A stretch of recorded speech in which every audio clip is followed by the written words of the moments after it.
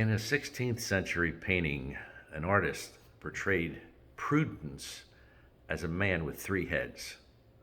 I know it sounds kind of freakish, but stick with me. One head featured a youth facing the future. Another head represented a mature man eyeing the present. And the last head portrayed a wise old man gazing back at the past. I'll explain it to you in just a moment, but first of all, let me just say hi and thanks for joining me for another Heart to Heart Talk. I'm John Kuert, the pastor at Alpha Assembly in Clarion, Pennsylvania. And this week I'm sharing with you these little devotionals from Florida.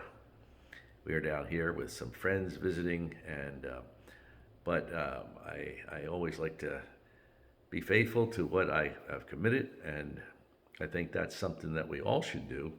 And so, therefore, I'm doing these heart to hearts. Everybody's in bed right now, but so I'm just doing this and talking a little bit softer than I usually do.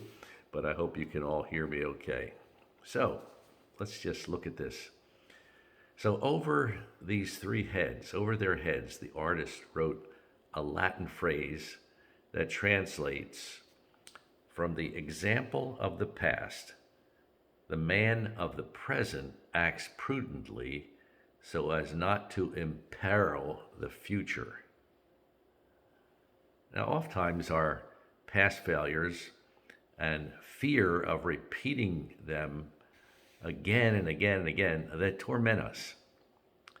But we need to remember the kind of wisdom seen in this painting so that we can avoid the kind of anxiety that keeps us from enjoying life to the fullest right now.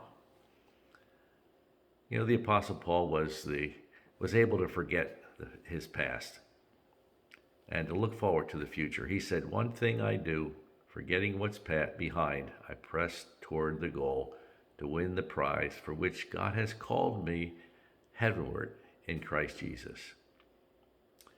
While his memory wasn't completely erased of past faults, he knew that God had forgiven him.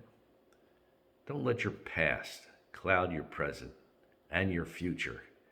Determine this year, as we are just going into the second week of this new year, 2023, determine this year to have one driving passion, and that is to know Christ more intimately than ever before. I know Sandy and I we've been talking about this, and we were reading a devotional the other day, and it was talking about Abraham going to the mountain to worship, and it just kind of struck us that we need to take time to get away, maybe not to a mountain, but just to get away and really focus on the Lord and to worship Him, and just draw closer to Him. And I think that would be something that all of us ought to really focus on. And this is a good time to start that and to keep at it throughout this year, determined that we're going to have one driving passion, and that's to know Christ more intimately than ever before. And so I hope that you'll join me and Sandy in doing this, and that together we'll come to the end of this year and look back and say, thank God, He has helped us grow even more than we anticipated. Don't get bogged down with thinking about the past. I just saw an article on Facebook about a young woman who is just distraught because she has had an abortion. And I think she's been in an affair. She's not married, but and she just, you can tell from the writing, she is beside herself. Well, when we face that, those kind of feelings, and we all have different levels of emotion when it comes to disappointments or things that go wrong in our lives. We need to just not allow that situation to just drag us down. See, that's, an octopus is a good example. What an octopus does, it takes its enemy wraps its tentacles around that person and drags it down to the ocean floor and sucks the life out of it. And that's just such a good picture of Satan. He just wants to do that and just drag us down. Don't let him do that.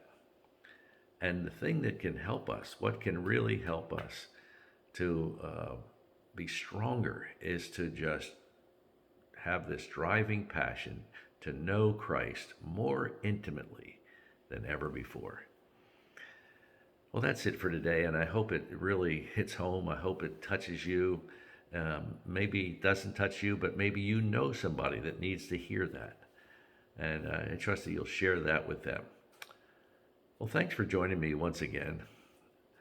And by the way, we would love to have you visit us at the church at 499 Grandview Extension in Clarion, Pennsylvania.